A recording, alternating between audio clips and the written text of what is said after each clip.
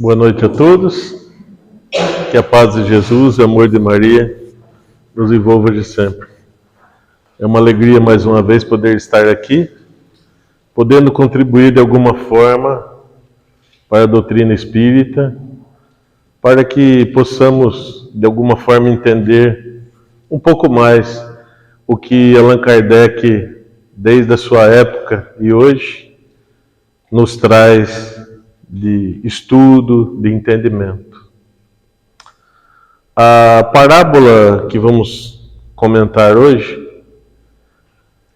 foi considerada por Karl Schutel, um dos grandes pilares da doutrina espírita, como a parábola das parábolas.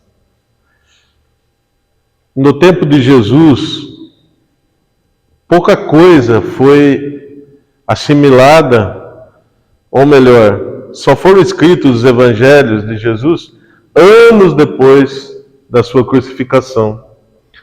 E, através das parábolas, de contos curtos, foi assim que Jesus achou um jeito de fixar na mente das pessoas do seu tempo, e principalmente dos seus seguidores mais próximos, os seus ensinamentos.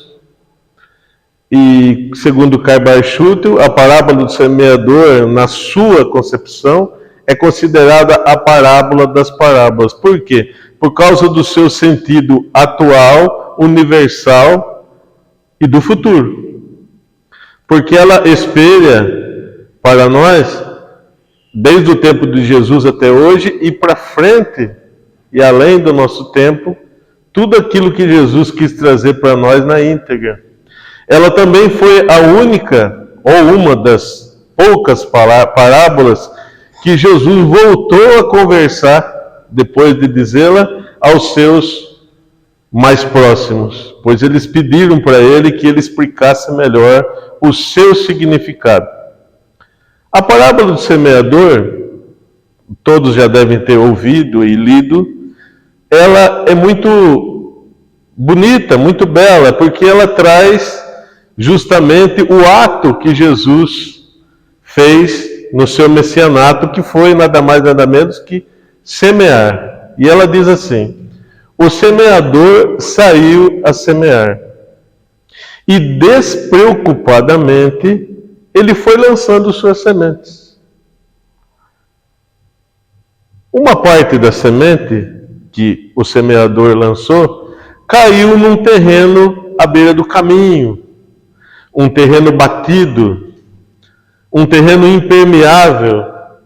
E ali ela não encontrou uma terra propícia para germinar, por ser muito dura, muito batida, muito pisada, e as aves do céu vieram e arrebataram elas.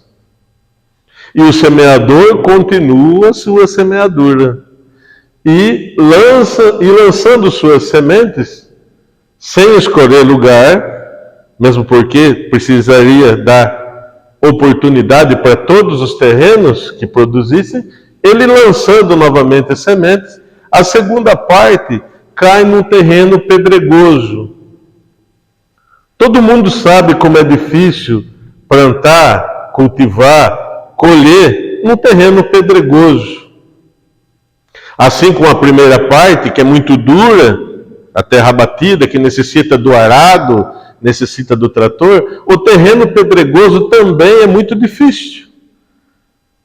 E então ali, aquelas sementes que caíram no terreno pedregoso, elas até que germinaram nas frestas das pedras, encontraram um pouquinho ali de abrigo, mas por ser um terreno pedregoso e com pouca terra, já logo elas murcharam, não foi para frente. E o semeador continua a semear.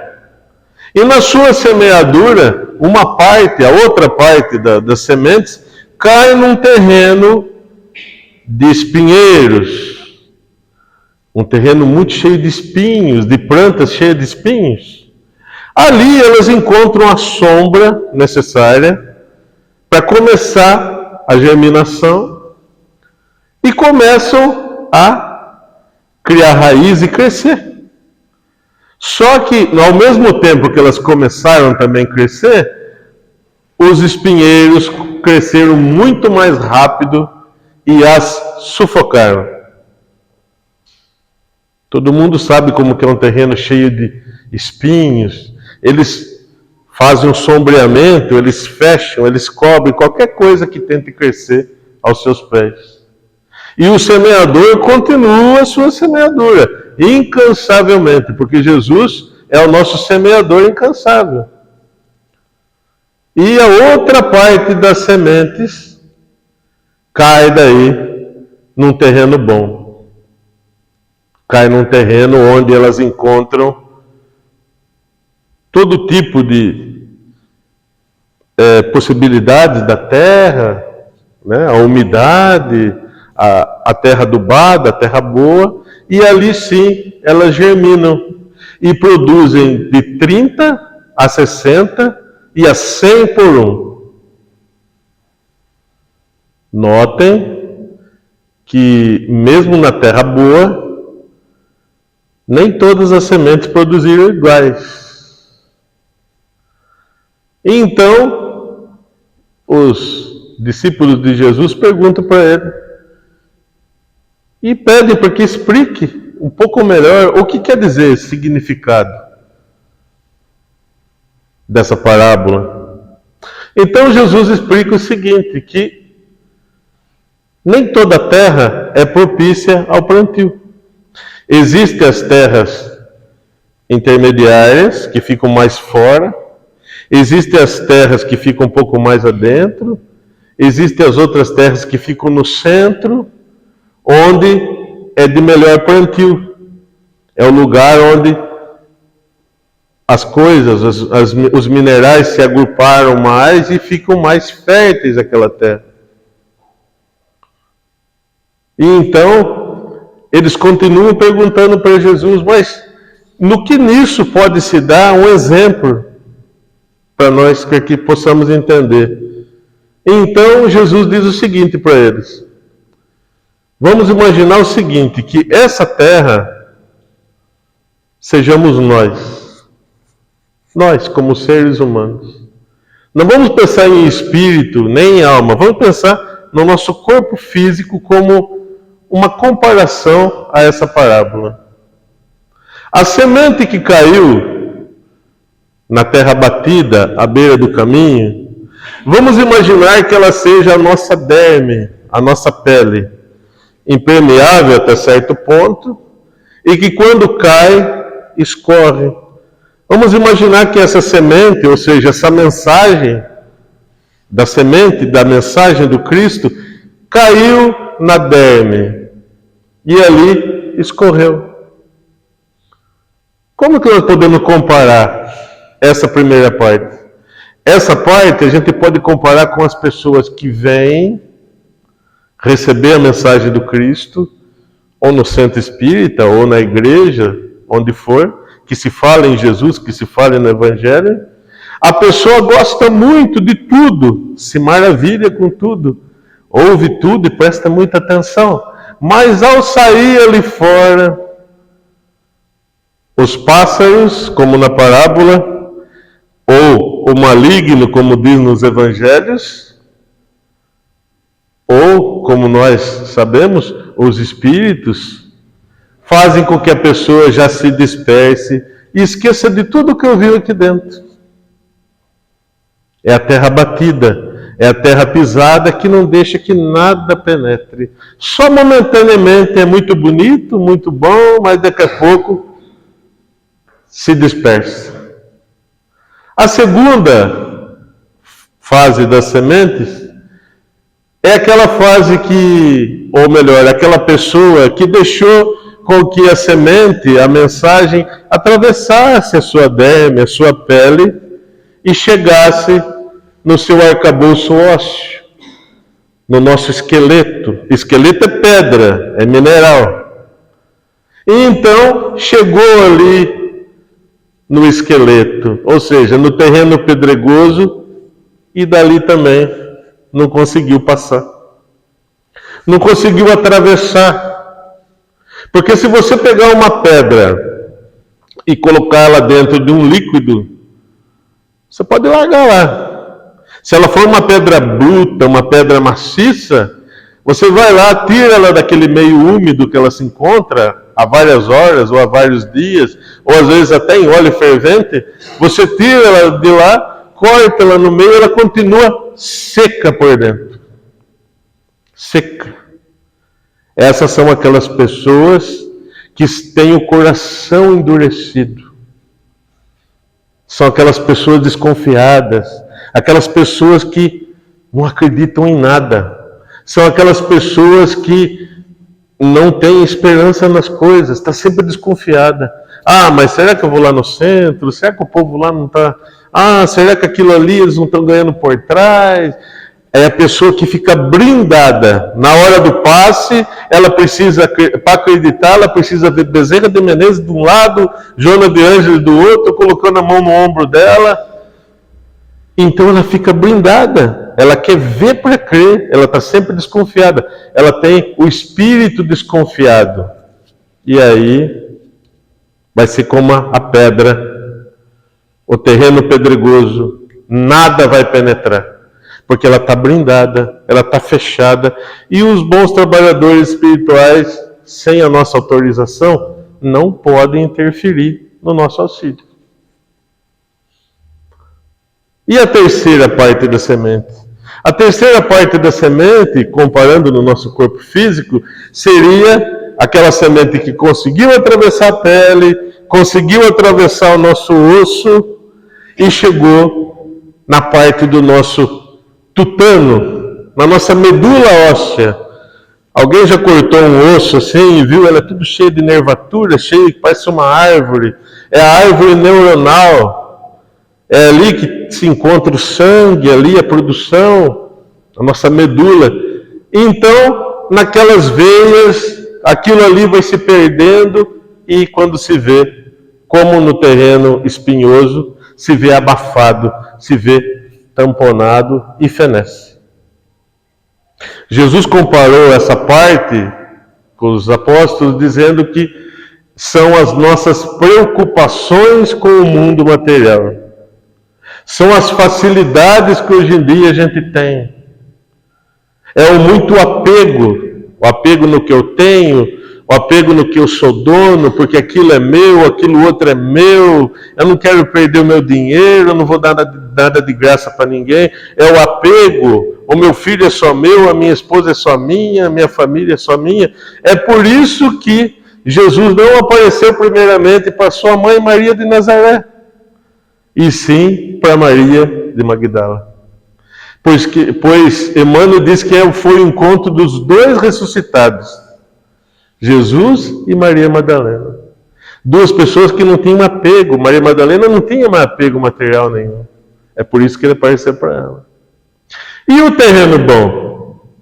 O terreno bom é aquele que atravessou, a semente que atravessou a pele, atravessou o osso, atravessou a nossa árvore neuronal. É a semente que caiu no coração. E ali ela germinou. Ali ela produziu 30, 60 e 100 por um. Notem que 75% das sementes se perderam. Por que será? Porque o semeador usou semente de má qualidade nos outros terrenos? Porque ele sabia que os terrenos não eram bons? Não. Jesus nunca fará isso, nunca fez e nunca fará. A semente de Jesus tem a mesma potencialidade em todos, para dar oportunidade para cada um. Mas então por que das que se perderam, 25% na terra batida, 25% no terreno de espinheiros, 25% no pedregoso, e só 25% produziram, mas não 100%. Uma parte produziu, mesmo no terreno bom, 30 por um, a outra 60 por um, e a outra 100 por um. Aí eles perguntaram para Jesus, por quê? que mesmo no terreno bom, não produziram iguais. Jesus explicou para eles mais ou menos assim, que cada um tem a sua possibilidade de produção. Os que produziram 30%, passando para a nossa realidade, eu posso produzir 30 por 1, são as pessoas que aceitam a realidade, aceitam o Evangelho de Jesus, se convertem, modificam a sua vida, são uma outra pessoa, só que ela mudou ela só. Ela, ele, a esposa, a família, ali da casa. Ou seja, para eles próprios. Como dizia antigamente, produziu para o gasto. É como uma pessoa que faz uma horta na casa e produz as hortaliças para o consumo interno. O terreno que produziu 60 por 1, já são aquelas pessoas que se modificaram, conseguiram se modificar mutuamente na família e que já conseguem auxiliar os que estão no seu redor. É aquele que não só produziu para o seu gasto, mas também produziu para distribuir para os vizinhos. Eu tenho bastante, eu vou distribuir para os meus vizinhos. E aquele que produziu 100 por 1? Aí já é um pouco mais difícil, né? É um pouco diferente. São aqueles indivíduos que se modificaram, tiveram um encontro com a espiritualidade maior, com o Evangelho de Jesus, com a semente do semeador. Eles se modificaram, conseguiram modificar, ou seja, com seus exemplos, também envolver as pessoas do seu âmbito familiar e conseguem esparramar essa semente multiplicada para os vizinhos, para outra cidade, para outra. Produziu 100 por 1, 1000 por 1. Quem são essas pessoas? Chico Xavier, Irmã Dulce, Madre Teresa de Calcutá, Francisco de Assis, enfim, tantos e tantos e tantos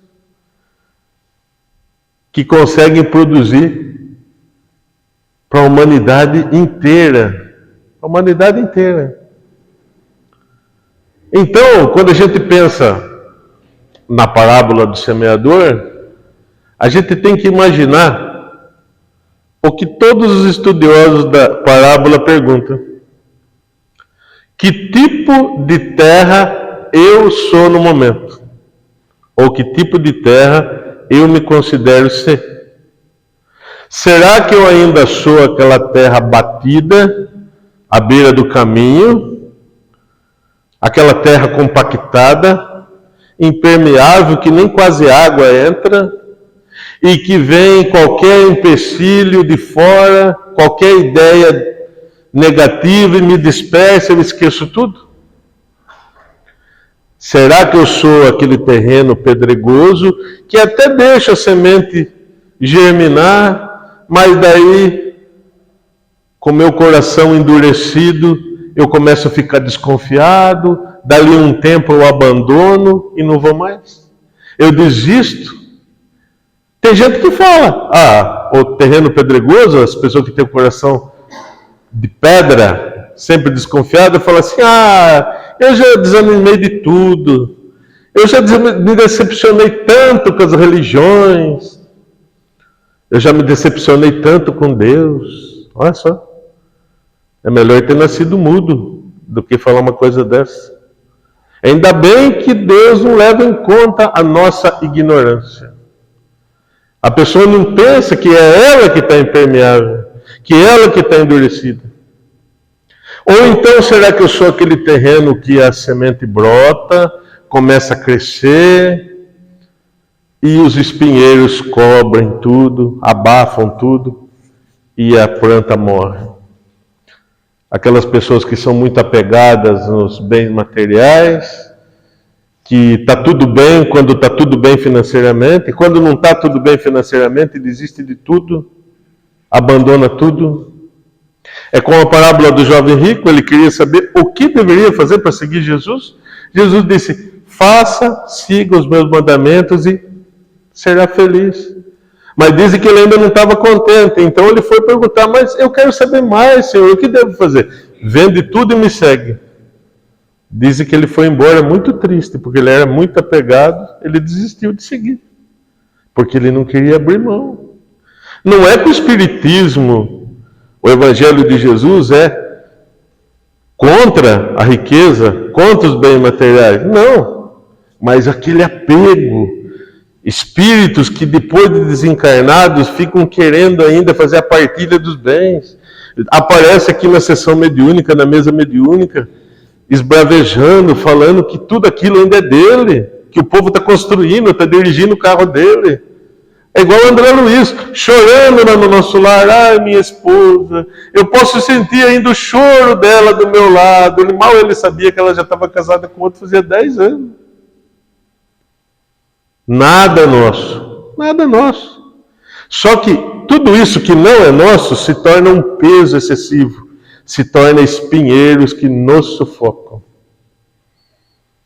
Ou será que nós já somos essa terra fértil, que consegue produzir pelo menos 30 por 1? Já consegue produzir 60 por 1? Ou quem sabe no futuro 100 por 1? Que tipo de terra nós nos consideramos? Essa é a pergunta que fica para cada um. Só que uma coisa é certa. Seja em qual estágio da terra que você se encontre, na terra batida, na terra pedregosa, na terra de espinheiros, ou na terra um pouco fértil, um pouco mais fértil, ou super fértil, todas elas não podem ficar paradas. A terra batida, a terra pedregosa e a terra de espinheiros vão ter que passar por movimentação. E o que é? A dor, o sofrimento. É o arado revolvendo a terra para que ela nunca permaneça estática de um jeito só. Porque a nossa vida é feita de mudanças. E nada melhor para provar isso do que a reencarnação. A reencarnação é o arado que revolve a terra batida, é o arado que revolve a terra pedregosa, que mistura as pedras com terra fértil, é o arado que revolve o terreno espinhento e que torna mais fértil aquele terreno que já era fértil. Só a reencarnação pode nos fazer sair do lugar. Senão a gente não sai. O ser humano é assim. Por que até hoje os transplantes de órgãos ainda não são 100% garantidos? Porque vocês imaginam um homem que tem um coração de pedra. O homem que é uma terra batida, que não assimila nada. O homem que tem um coração espinhento, cheio de preocupações materiais, que não tem dó de ninguém, que não tem escrúpulo. Ele fica doente do coração, vai lá, comprava um coração novo. Opa, eu vou continuar do jeito que eu sou. Eu consegui um coração novo, meu dinheiro comprou. Preciso do rim, vai lá, compra um rim. Vai lá, compra um pulmão. Imaginem esse homem grosseiro, estúpido, covarde, preconceituoso, homofóbico, racista, com 300 anos de idade. Ele ia se modificar? De forma nenhuma. Mas com a lei do desencarne e principalmente da reencarnação, o terreno é remexido. O terreno batido fica fofinho, fofinho. O terreno pedregoso fica maleável para se mexer. Aquela quiçaça cheia de espinhos é estourada e é toda remexida. E a gente ganha um corpo novo. Para começar de novo. Para cumprir o que prometeu lá na hora de reencarnar, que a gente não lembra, que a gente cumpre 10%.